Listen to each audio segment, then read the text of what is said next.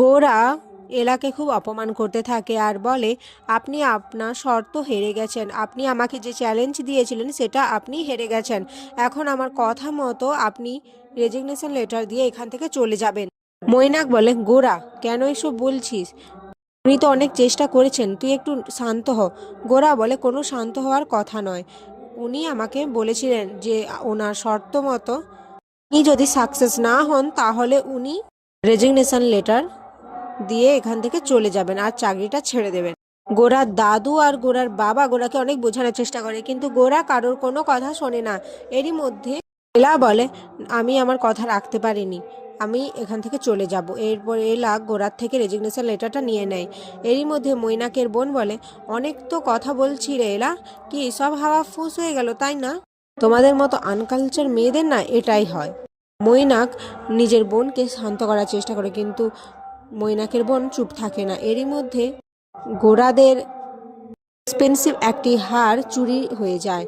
এদিকে মৈনাকের বোন ভয় পেতে থাকে। মৈনাক সেটা দেখে বুঝতে পারে যে তার বোনই কিছু একটা কারসাজি করেছে।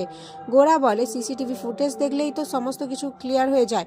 মৈনাকের বোন বলে, না না, সিসিটিভি ফুটেজ এখন চলবে না। আমি গেছিলাম দেখার জন্য, কিন্তু ওরা বলল যে ওদের কি একটা সমস্যা হচ্ছে, 4-5 ঘন্টা সময় লাগবে। এরপর পুলিশ আসে। পুলিশ এসে পুরোটা সার্চ করতে থাকে। তারপরে একে একে সকলের ব্যাগ সার্চ করে।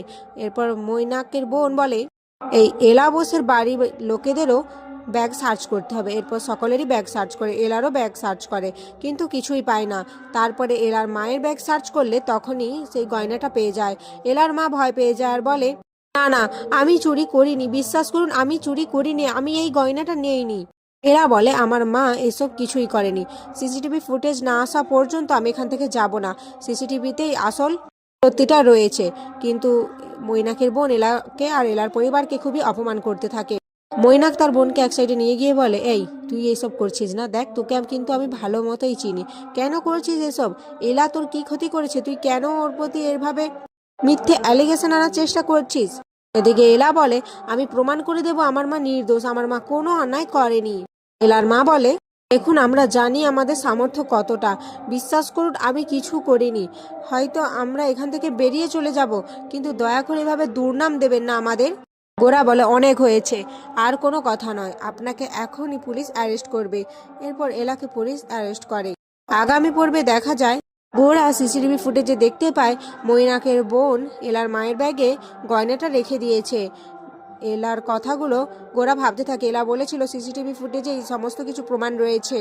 গোরা বুঝতে পারে এলা সমস্ত সত্যি কথাই বলেছিল, এলার মায়ের বা এলার কোনো দোষ নেই।